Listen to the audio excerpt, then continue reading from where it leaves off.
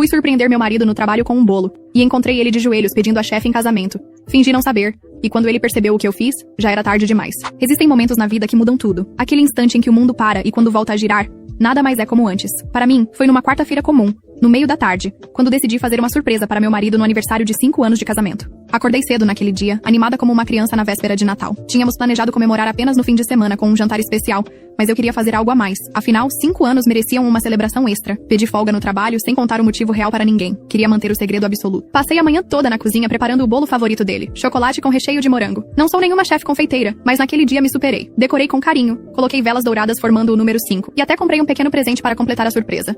Um relógio que ele tinha comentado meses atrás, guardado secretamente na minha gaveta de meias. Lembro-me de como minhas mãos tremiam levemente enquanto decorava o bolo. Era uma mistura de ansiedade e felicidade. Nossa vida juntos não era perfeita, claro, mas acreditava firmemente que tínhamos algo especial. Ele trabalhava muito, frequentemente chegava tarde em casa, mas compensava nos fins de semana com programas românticos e pequenas surpresas. Eu estava sempre planejando nosso futuro. Talvez um filho no próximo ano, talvez aquela viagem para a Europa que tanto sonhávamos. Mal sabia eu que enquanto eu planejava nosso futuro, ele secretamente construía um com outra pessoa. Era quase 3 da tarde quando saí de casa com o bolo cuidadosamente acomodado em uma caixa especial. O escritório dele ficava a 20 minutos de carro. Durante todo o trajeto, imaginei sua reação ao me ver entrando com aquele bolo. Talvez ficasse sem graça por receber uma surpresa no trabalho, mas logo se derreteria ao ver meu esforço. Pelo menos era o que eu pensava. O prédio onde trabalhava era imponente, todo de vidro espelhado. Estacionei no subsolo e peguei o elevador, equilibrando o bolo nas mãos e ajeitando meu vestido. Aquele azul que ele sempre elogiava. O coração batia acelerado, misturando ansiedade e alegria. Quando as portas do elevador se abriram no 12º andar, respirei fundo. A recepcionista não estava em sua mesa, o que achei estranho,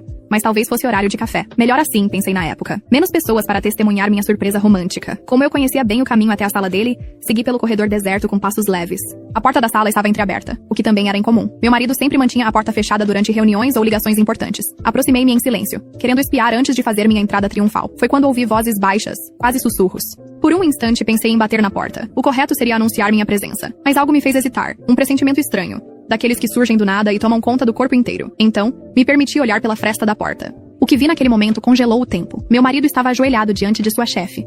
Aquela mulher que eu conhecia apenas de fotos em eventos da empresa e algumas menções casuais durante o jantar. Ele segurava uma pequena caixa de veludo aberta, revelando um anel com um brilhante que certamente custava mais que 3 meses do nosso aluguel. Casa comigo? Ouvi ele perguntar, com uma voz mais emocionada do que jamais usara comigo, até mesmo no dia do nosso próprio noivado. O mundo desabou silenciosamente ao meu redor. Um turbilhão de emoções me atravessou. Choque, confusão, dor, raiva, tudo ao mesmo tempo.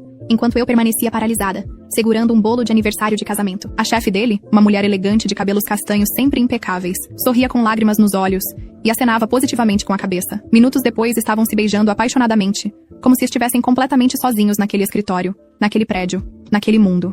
De repente, me senti como uma intrusa na vida do meu próprio marido. Como se eu fosse a pessoa errada naquela cena, não eles. Era uma sensação de irrealidade completa. Por um momento, quase me convenci de que estava tendo uma alucinação, que talvez tivesse comido algo estragado, ou que esta era apenas uma brincadeira cruel do meu subconsciente. Mas não, era real. Tão real quanto o peso do bolo em minhas mãos, quanto o anel brilhante na caixinha de veludo, quanto o beijo apaixonado que testemunhava. Real demais. Dolorosamente real. Não sei como consegui me afastar sem fazer barulho. Não sei como consegui entrar no elevador, atravessar o saguão e chegar até meu carro sem desmoronar.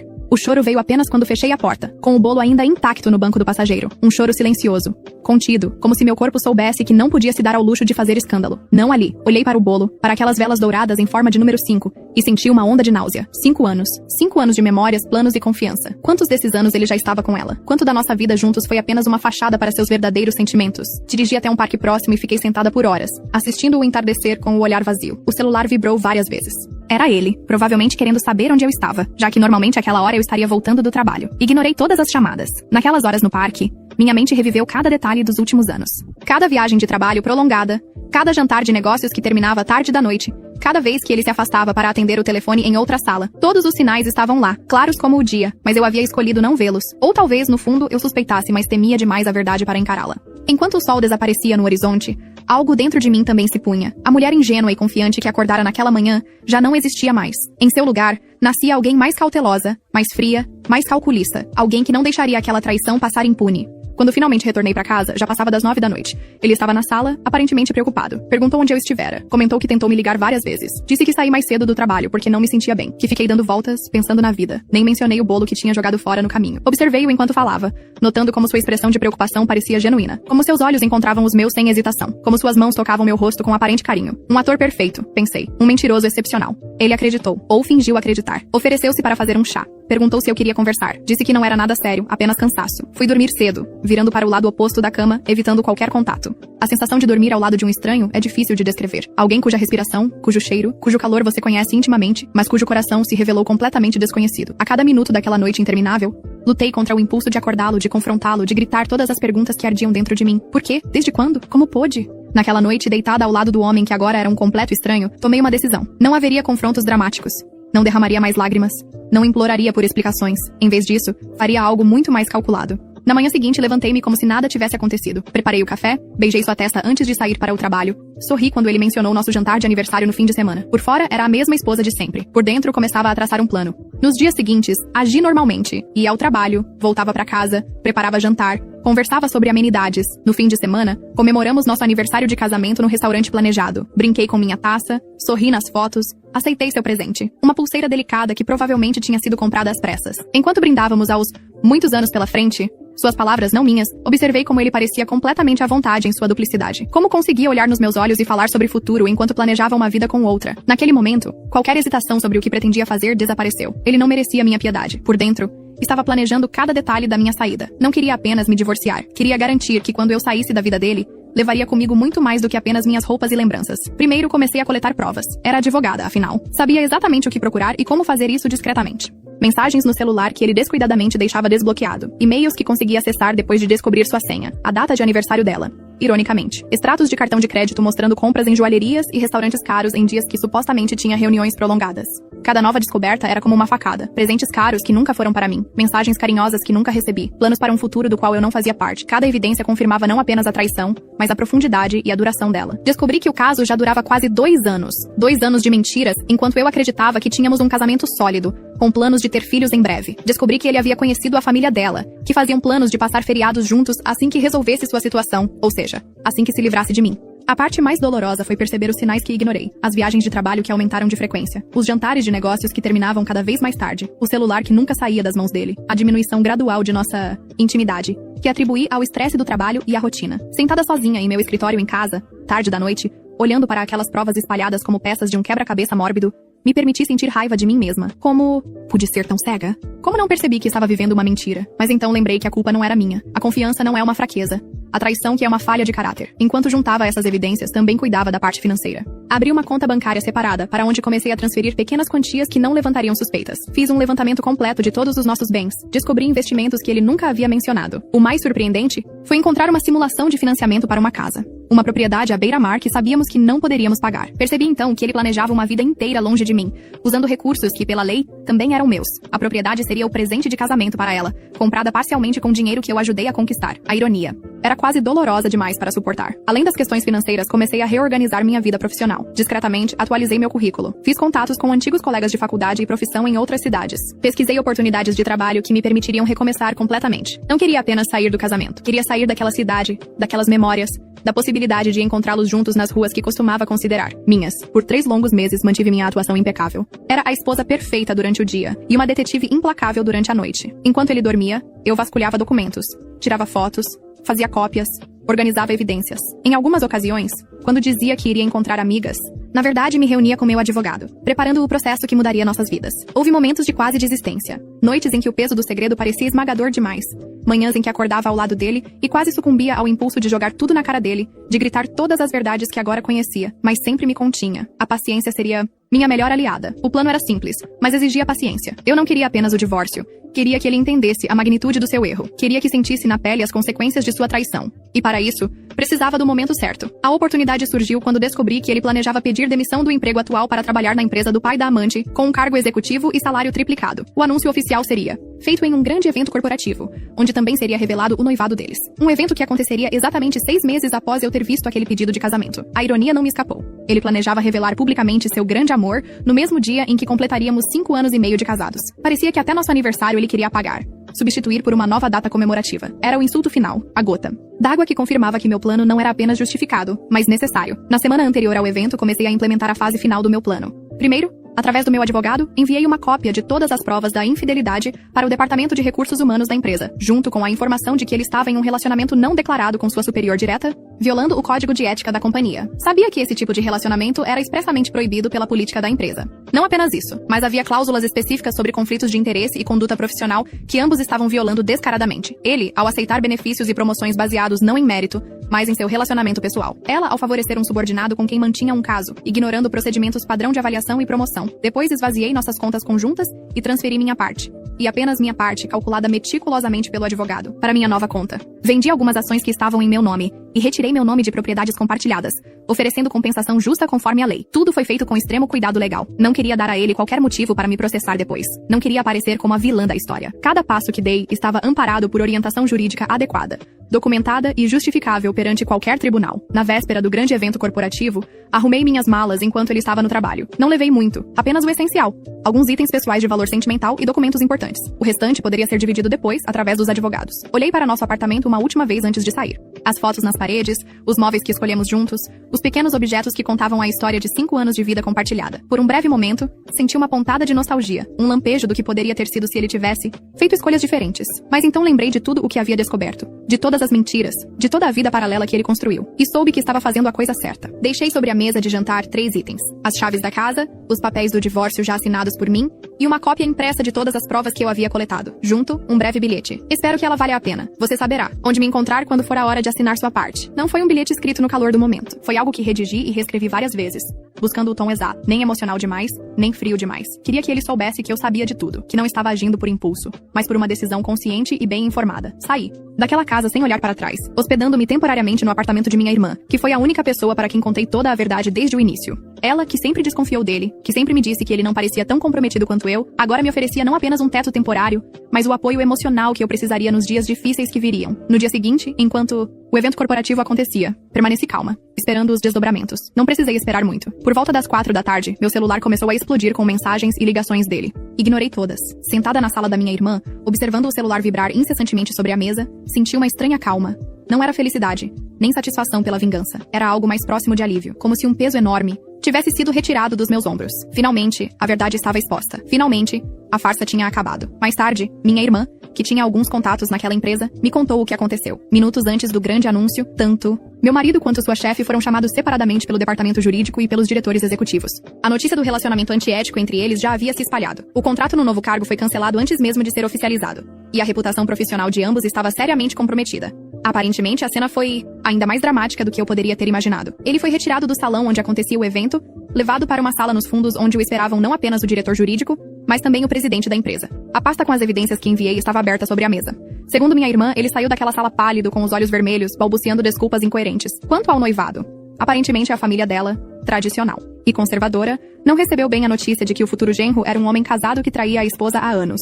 O anel de noivado luxuoso, comprado com dinheiro que parcialmente também era meu, foi devolvido em meio a lágrimas e acusações. A chefe dele, que planejava anunciar orgulhosamente seu noivado e apresentá-lo como o mais novo executivo da empresa familiar, acabou tendo que explicar para os pais por que estava envolvida com um homem casado, violando não apenas princípios morais, mas também políticas corporativas que ela mesma ajudara a criar. 3 dias depois, quando finalmente atendi uma de suas ligações, ele estava irreconhecível, a voz embargada, alternando entre súplicas e acusações. Como eu pude fazer isso com ele? Como eu pude destruir sua carreira? Por que não conversamos como adultos?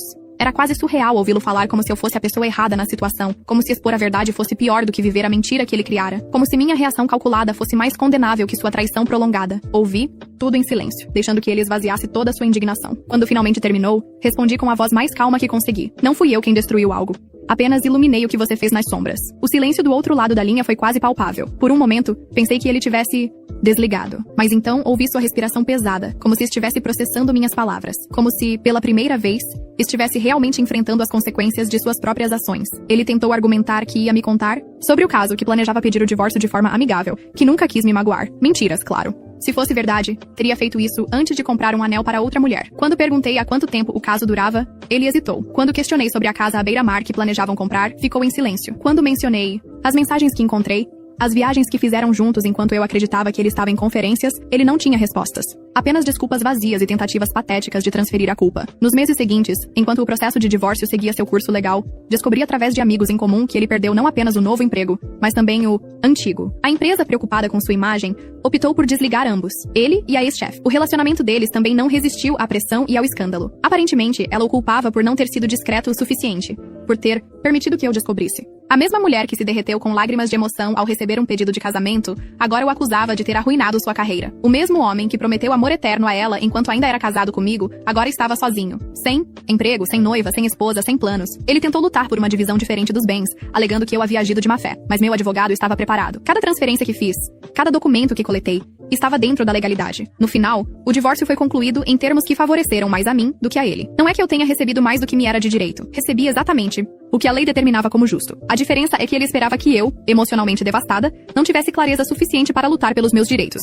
Esperava uma esposa desesperada, implorando por reconciliação ou se conformando com migalhas. Em vez disso, encontrou uma mulher preparada, determinada e perfeitamente ciente do seu valor. Um ano depois daquele dia em que entrei no escritório, com um bolo de aniversário, estava morando em outra cidade, trabalhando em um escritório de advocacia maior e mais prestigioso, reconstruindo minha vida passo a passo. Não foi fácil. Houve noites de choro, momentos de dúvida, dias em que questionei se não deveria ter agido diferente. Novos ambientes trazem novos desafios. Tive que me adaptar a uma cidade diferente, construir uma nova rede de contatos profissionais, aprender a viver sozinha depois de anos compartilhando um lar. Houve momentos de solidão intensa, momentos em que quase liguei pra ele, não por amor, mas pela familiaridade, pelo conforto de ter alguém ao lado, mesmo que esse alguém fosse uma mentira, vestida de marido. Mas então lembrava dele ajoelhado diante de outra mulher, oferecendo um futuro que ainda era legalmente meu também. Lembrava das mentiras elaboradas, das noites em que me fez sentir insuficiente enquanto estava nos braços dela, e tinha certeza de que fiz o que precisava ser feito. Minha carreira floresceu naquele ano, talvez impulsionada pela necessidade de provar para mim mesma que poderia reconstruir tudo do zero. Talvez porque finalmente estava livre do peso de um relacionamento baseado em mentiras. Ou talvez porque toda aquela experiência me tornou mais forte, mais determinada, mais focada. O mais interessante foi que, mesmo depois de tudo, ele nunca admitiu seu erro. Em nossas poucas comunicações através de advogados, sempre se colocou como vítima. Vítima da minha frieza ao descobrir a traição. Vítima da minha vingança calculada. Vítima do sistema que, segundo ele, favoreceu a esposa traída. Nunca houve um desculpa por ter traído você por 2 anos. Nunca um lamento ter planejado uma vida com outra enquanto ainda era casado com você. Nem mesmo um simples errei. Essa incapacidade de assumir responsabilidade me mostrou que tinha feito a escolha certa ao sair. Porque mesmo que eu tivesse confrontado ele no dia do pedido de casamento, mesmo que tivéssemos tentado terapia de casal ou qualquer outra forma de reconciliação, estaríamos condenados ao fracasso. Não se reconstrói confiança com alguém que se recusa a reconhecer que a quebrou. Às vezes recebo notícias dele através de conhecidos em comum. Soube que está trabalhando em uma empresa menor, com um cargo inferior ao que tinha antes.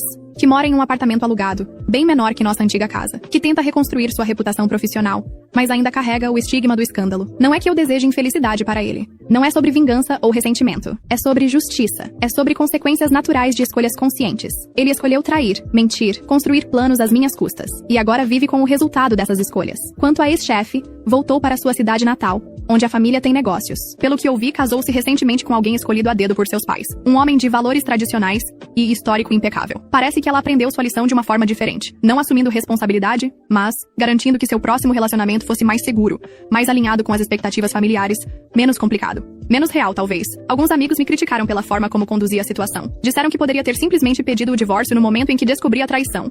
Que expor o caso no ambiente de trabalho foi vingativo e desnecessário. Que transformei dor em crueldade. Esses mesmos amigos, curiosamente, nunca questionaram a crueldade dele ao viver uma vida dupla por 2 anos. Nunca comentaram sobre a crueldade de planejar um futuro com outra pessoa enquanto compartilhava uma cama comigo. Nunca viram problema na crueldade de gastar nosso dinheiro conjunto em presentes para a amante. É curioso como somos rápidos em julgar a reação da pessoa ferida, mas lentos em condenar a ação que causou a ferida em primeiro lugar. Talvez tenham razão. Talvez pudesse ter lidado com tudo de forma mais convencional, mais diplomática. Talvez pudesse ter chorado, gritado, quebrado pratos como fazem em filmes. Mas não me arrependo. Se ele tivesse sido honesto desde o início, se tivesse me procurado para dizer que não me amava mais, que havia se apaixonado por outra pessoa, eu teria sofrido, mas o teria deixado ir. Teríamos nos divorciado como adultos, dividido nossos bens de forma justa, seguido caminhos separados com dignidade. Em vez disso, escolheu viver uma mentira elaborada. Escolheu construir planos para um futuro com outra pessoa enquanto ainda compartilhava uma cama comigo. Escolheu usar recursos que eram nossos para comprar presentes caros e financiar um estilo de vida duplo. Por isso, não vejo o que fiz como vingança, mas como justiça. Como uma lição necessária sobre as consequências de trair não apenas um contrato legal, mas a confiança de alguém que deu 5 anos de vida a uma relação. Hoje, 3 anos depois, olho para trás e percebo como aquele momento, parada, na porta entreaberta de um escritório, segurando um bolo de aniversário. Mudou completamente o rumo da minha vida. Foi doloroso. Foi devastador, mas também foi libertador. Não precisei gritar ou implorar por respeito. Não precisei me humilhar, pedindo explicações. Usei minhas habilidades, minha inteligência e minha determinação para garantir que saísse daquela situação com a cabeça erguida, e o que me era de direito. Se pudesse voltar no tempo, faria tudo exatamente igual. E você, se estivesse no lugar dela, o que faria diferente? Deixe seu comentário.